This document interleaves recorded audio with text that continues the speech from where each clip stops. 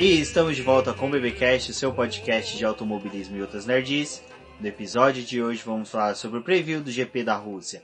E aqui comigo está a camarada Débora Santos Almeida. Olá, amigos! Sejam bem-vindos a mais este podcast. E bom, vamos lá falar um pouquinho a respeito do GP da Rússia. Exatamente, Débora. O GP da Rússia, que é o mais recente de todos os GPs, apesar de GP de Baku ter vindo depois, né? Mas a gente fala mais recente porque ele ainda não teve nenhuma prova que foi realmente empolgante, que foi um destaque, como foi o GP do Azerbaijão. Então a gente ainda tem esse sentimento de que ele ainda é bem recente, porque ele é pouco lembrado pelos fãs. Mas hoje aqui no BBcast nós vamos contar um pouquinho aí sobre a história do GP da Rússia, sobre as origens também, os motivos que surgiram aí o GP da Rússia.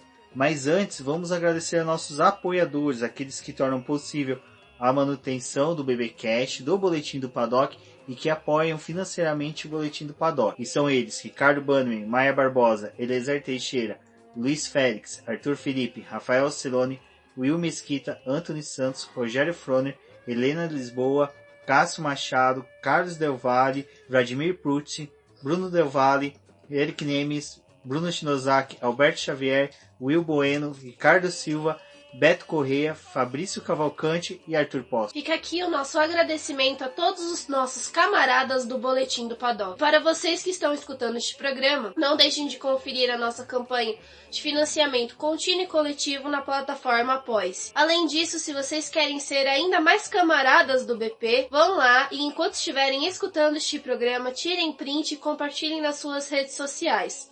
Nós vamos ficar felizes em conhecer vocês e assim vocês estão participando do nosso programa. Exatamente, Débora. Mas, camarada Débora, antes de prosseguirmos aí com o nosso programa, me responda o seguinte: como se quebra um motor Honda? O motor Honda não se quebra, camarada Rubens. Exatamente. Até agora, né, estamos vendo aí uma ascensão do motor Honda, com Verstappen conseguindo aí bons resultados, o Albon também, mas só que o motor Honda não vem quebrando como antigamente, o que nos dá umas boas perspectivas aí para a corrida do GP da Rússia, que uma vez desde a sua origem, desde o começo, desde quando não se pensava em Fórmula 1, o motor Mercedes já reinava na Rússia. Eu acho que era algo que o Hitler deveria ter pensado quando tentou invadir a Rússia. Ele deveria ter ido de motores Mercedes, não de motores GMC, como ele fez na Segunda Guerra Mundial. Bom, camarada Rubens, então vamos falar um pouquinho do nascimento do Grande Prêmio da Rússia. Há relatos que existem provas desde 1910, mas resultado mesmo lá, bonitinho,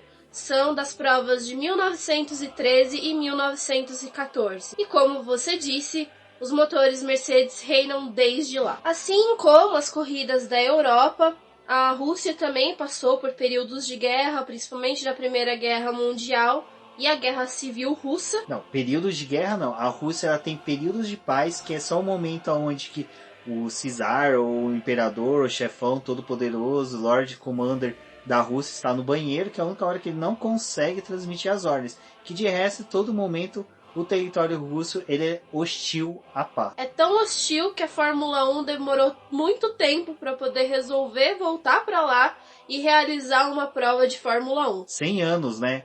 Precisou o Bernie Eccleston nascer, crescer, envelhecer para poder chegar lá a um acordo com o Vladimir Putin. Exato. Na verdade, Bernie Eccleston estava lá desde 1980 tentando firmar um acordo com a Rússia para poder fazer o GP de Fórmula 1. Não deu muito certo, tiveram que aguardar ali um período de paz, talvez exatamente alguém ir no banheiro e não promover uma guerra, e foi lá em 2014 que decidiram ter uma corrida no GP da Rússia, né? Exato, e pensar bem que Bernie Eccleston já tentava, né, um GP em Moscou desde 1983, e quando nós falamos do preview do GP da Áustria, nós contamos, né, que lá foi a primeira vez que, conseguimos levar um evento que era mundial para além das cortinas de ferro, que foi o GP da Áustria, né? Que foi também promovido por um jornalista brasileiro, que é o organizador do GP do Brasil, junto com o Bernie Eccleston. E nessa época também já se tentava o GP da União Soviética, mas não foi possível, infelizmente. Seria interessante. Provavelmente a bandeirada e a largada, todos os movimentos de bandeira seriam promovidos por ursos, né? Que teriam essa habilidade ali de manusear uma bandeira logo no território russo. E o Vladimir Putin precisava estar montado nesses ursos. Mas enfim, quando decidiram fazer os Jogos Olímpicos de Inverno de 2014, já aproveitaram o espaço, começaram também a construir a pista que viria a receber o GP da Rússia. Olha que interessante, né? A gente coloca aí 2014... ia ter os Jogos Olímpicos, né, de inverno, e aproveitando toda uma estrutura que ia ser construída para o Parque Olímpico, eles já criaram o autódromo. É bem interessante que a gente tem essa discussão hoje, né, do GP do Rio de Janeiro, aonde que vai ser construído um. É que o GP do Rio de Janeiro acabou matando, que era a pista de Jacarepaguá. Fizeram o Parque Olímpico lá, mas não conseguiram manter o circuito ou fazer algo para poder utilizar ainda aquele espaço, para poder fornecer mais um lugar para ser uma pista de Fórmula 1 ou de qualquer outra corrida que pudesse o Brasil estar abrigando, né? Exatamente, é bem legal que foi no mesmo período, né, em que aqui nós destruímos um patrimônio do automobilismo, acabamos com o autódromo de Jacarepaguá e construímos um Parque Olímpico que se tornou um elefante branco para o Rio de Janeiro, né, porque direto vocês veem matérias falando sobre a degradação que está tendo no Parque Olímpico, e agora vem notícias de que vão ser construído um novo autódromo. Então a gente tem uma outra parte da cidade que não tem nada a ver com o que é o Parque Olímpico hoje em dia. Então dá para poder ver a diferença que tem da Rússia pro Brasil, né? E o que aconteceu com os mesmos, teoricamente, espaços disponíveis para o esporte. Bom, mas como não estamos para falar, criticar ou manusear qualquer coisa que se trate do GP do Brasil, de um possível GP no Rio de Janeiro, torçamos sim, é lógico que nós queríamos muito um autódromo no Rio de Janeiro, seria bacana termos uma cobertura, já pensou o Leitinho Paddock cobrindo Stock Car no Rio de Janeiro, seria muito bacana também encontrar os nossos apoiadores e amigos cariocas lá da região fluminense, seria muito bacana, mas... Hoje não são amigos, são os nossos camaradas do Rio de Janeiro. Exato, camaradas, todos cariocas. Bom, seria sensacional, mas vamos voltar aqui para Sochi, aonde teremos o GP da Rússia, que como foi dito pela Débora e também eu falei novamente, é dominado, né, pela Mercedes. Todas as vitórias foram da equipe alemã, a esse domínio aí dela. Vamos ver se continuamos uma sequência aí de vitórias da Ferrari que pode derrubar essa hegemonia alemã. Lembrando que o Binotto essa semana, né, Débora, falou sobre isso, sobre os acertos que a equipe fez com as novas atualizações no carro e que pode levar um otimismo aí pro time italiano. Assim como eles fizeram para Singapura, levaram um novo pacote aerodinâmico para o carro da Ferrari, pensando nessa corrida e tentando melhorar a downforce do carro. Agora, para o GP da Rússia, esse conjunto aerodinâmico é praticamente eliminado e eles trazem um novo para essa corrida porque as características da pista são bem diferentes do que é fornecido em Singapura, então não tem como manter a mesma configuração do carro. E agora é uma nova, novidade para a Ferrari, porque eles não sabem como que o carro vai se comportar e os ajustes vão ser realizados já na sexta-feira com os treinos livres. Bom, mas antes de falar a respeito das estatísticas desse GP, como o Rumi já ressaltou, a Mercedes domina a Rússia, mas tem algumas coisinhas interessantes a respeito da pista e também dos pneus que foram escolhidos para este final de semana. A Pirelli optou pelo C2 duro, faixa branca, o C3 médio, faixa amarela e o C4 macio, faixa vermelha. Até é um pouco curioso a Pirelli ter utilizado essa gama intermediária dentro dos pneus que eles têm, porque o asfalto de Sochi não fornece degradação. Apesar da pista ter estreado ali em 2014, ela está passando ainda pelo processo de maturação desse asfalto, então a cada ano que tem corrida a degradação aumenta um pouquinho, mas ela não é tão notória quando se olha assim a respeito de um todo da corrida. Primeira prova realizada lá, praticamente a Mercedes não tinha necessidade de fazer a troca dos pneus e só fez porque é algo obrigatório na Fórmula 1. E é interessante eles escolherem essa gama intermediária, porque novamente não vai fornecer grandes estratégias para as equipes que não vão ter que lidar com talvez a necessidade de precisar realizar mais uma troca de pneus. Então talvez nesse cenário poderia ser mais adequado utilizar a goma mais macia para poder provocar um pouco mais as equipes e talvez fornecer estratégias melhores. Apesar do asfalto ser liso, né, Débora, ser uma pista de alta, tendo curvas bem fechadas, contudo elas conseguem o carro imprimir um bom ritmo ali. A curva 3 é que mais exige, né, tendo em vista que ela é uma curva bem extensa, para quem quer visualizar qual que é aquela curva que tem várias bandeiras e que até mesmo o Romain Grosjean teve um acidente muito feio, salvo 2015. engano, 2015, né, ainda na época da Lotus. Lotus, que tinha a mesma pintura da atual Haas, então quem sabe aí pode ser um presságio. E a curva 8, que é para quem é saudosista e adora lembrar do autódromo lá de Istambul, é muito parecida, que são pistas que exigem aí, são das poucas curvas que exigem do carro no circuito de Sochi. Ao contrário das outras pistas em que a primeira curva é a desafiadora e onde acontece os principais acidentes das corridas, em Sochi é a curva 3 que designa a maioria dos acidentes pós-largada. Exatamente, porque foi justamente nessa curva que surgiu o lendário, famoso, o reverenciado herói soviético, o torpedo russo, né? Que foi ali que o Kvyat acertou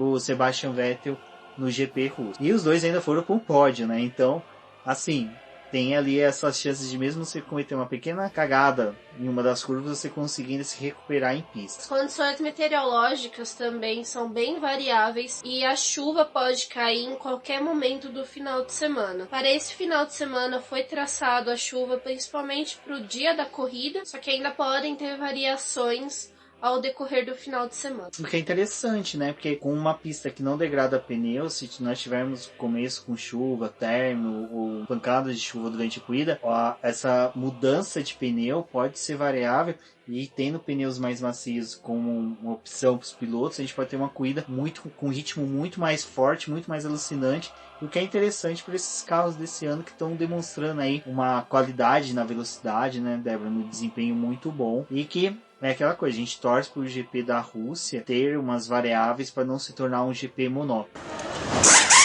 Bom, Débora, eu acho que agora seria interessante a gente passar para os nossos ouvintes os números, dados, estatísticas do GP da Rússia. Não são muitos, como foi dito aqui, é um GP recente, mas eu acho que vai ser interessante aí para vocês prepararem o bolões para o GP Predictor e também para os demais bolões aí que vocês participarem pela internet. No número de vitórias, nós temos o Lewis Hamilton absoluto com 3 vitórias, seguido por Nico Rosberg e Valtteri Bottas, cada um com uma vitória cada. A Mercedes segue invicta em construtores com 5 vitórias, assim como seu motor, que também tem 5 vitórias. Nas poles, nós temos a liderança do Nico Rosberg com 2 poles, empatados com uma temos Lewis Hamilton, Sebastian Vettel e Valtteri Bottas. Em construtores, no número de poles, a Mercedes possui 4, seguida pela Ferrari com 1, e nos motores é o mesmo resultado. Voltas rápidas, nós temos Valtteri Bottas com 2 voltas rápidas obtidas no circuito, Sebastian Vettel, Nico Rosberg e Kimi Raikkonen, cada um com uma volta rápida. Em construtores, Ferrari e Mercedes estão empatadas com 2 voltas rápidas,